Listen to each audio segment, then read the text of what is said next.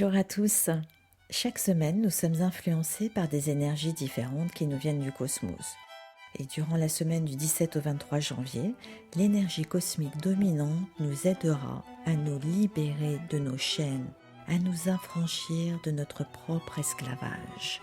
Souvent, quand une personne commence à travailler sur elle-même, elle s'attend à voir des résultats immédiatement, instantanément. Et elle se demande qu'est-ce qui la retient en arrière. Mais le changement n'est pas une question de perspicacité et de compréhension. Le changement ne consiste pas seulement à penser, c'est une bataille. Alors, ce n'est pas une guerre physique que nous vivons, mais quelque chose de beaucoup plus difficile.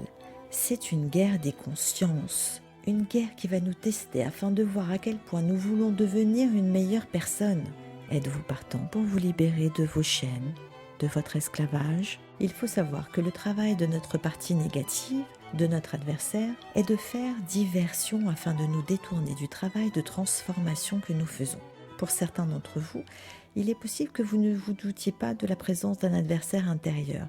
Il vous faudra donc, au préalable, prendre conscience de son existence. Pour vous y aider, je vous invite à visionner ma 5e vidéo. Donc, pour illustrer ce concept, voici une petite histoire. Nous sommes au temps des rois. Un puissant roi est très malade, mais personne dans le royaume ne trouve de remède à ses souffrances. Il commence à dépérir sérieusement et soudain, il a une idée. Il décide de promettre une immense fortune à toute personne qui trouvera le remède à sa maladie. Plusieurs sujets se présentent les uns après les autres, mais sans aucun succès. Puis vient un homme.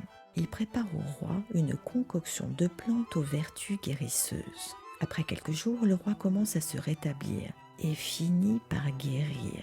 Il veut bien sûr honorer sa promesse, mais fort embarrassé à l'idée de partager sa fortune. Après investigation, il apprend que son sauveur est fou de musique. Il convoque alors les meilleurs musiciens de tout son royaume, le jour où l'homme guérisseur doit recevoir sa récompense. L'homme est amené dans une immense salle remplie de joyaux et de merveilles de toute beauté. On le convie à remplir ses sacs de tous les trésors qu'il sera en mesure d'emporter avec lui, mais à la condition de le faire dans un délai de 2 heures. Et là, en chemin pour remplir ses sacs, tout à coup les 100 musiciens installés dans la salle commencent à jouer une mélodie hors du commun. L'homme, charmé par le morceau interprété avec brio, décide de s'accorder quelques instants pour écouter l'orchestre. Après tout, il pouvait se le permettre, il avait 2 heures entières. Mais à chaque fois qu'il s'apprête à remplir ses sacs, l'orchestre entame un nouveau morceau avec encore plus de vitalité et de perfection. Il se sent presque ensorcelé, hypnotisé par chaque note de musique. Et au moment où il tente une énième fois de remplir ses sacs, les gardes lui font barrage car son temps est écoulé. Et vous, mes amis, qu'est-ce qui vous distrait ? Sortir de notre esclavage en contrôlant notre négativité, en maîtrisant notre adversaire intérieur sans se laisser distraire. C'est ça le but de notre travail spirituel en réalité.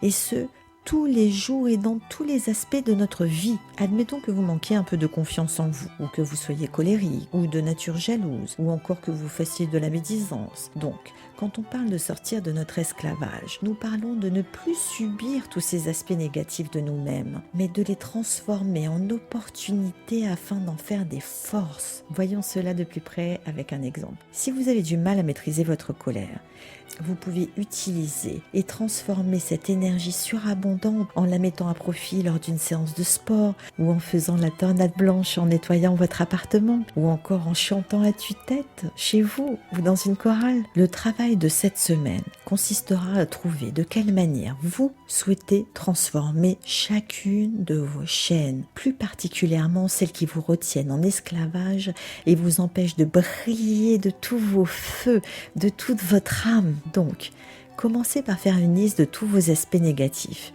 Puis, maintenant que vous avez saisi la technique de transformation, c'est à vous de jouer. Tout est entre vos mains. N'oubliez pas, nous devons nous engager et être responsables de nous-mêmes. Il est important malgré tout dans ce processus de penser à être patient. Et comme le dit un proverbe persan, la patience est un arbre dont la racine est amère et dont les fruits sont très doux. Je vous invite également tous les matins de cette semaine, après avoir fait quelques respirations en conscience, à demander à vos anges gardiens, à vos ancêtres, à l'univers, à ceux qui fonctionnent pour vous. 1. D'avoir plus de désir de sortir de votre esclavage. 2. D'avoir plus de capacité pour vous y aider. Et 3. D'avoir plus de discipline pour pérenniser cette transformation. Je terminerai par une citation de Mahatma Gandhi.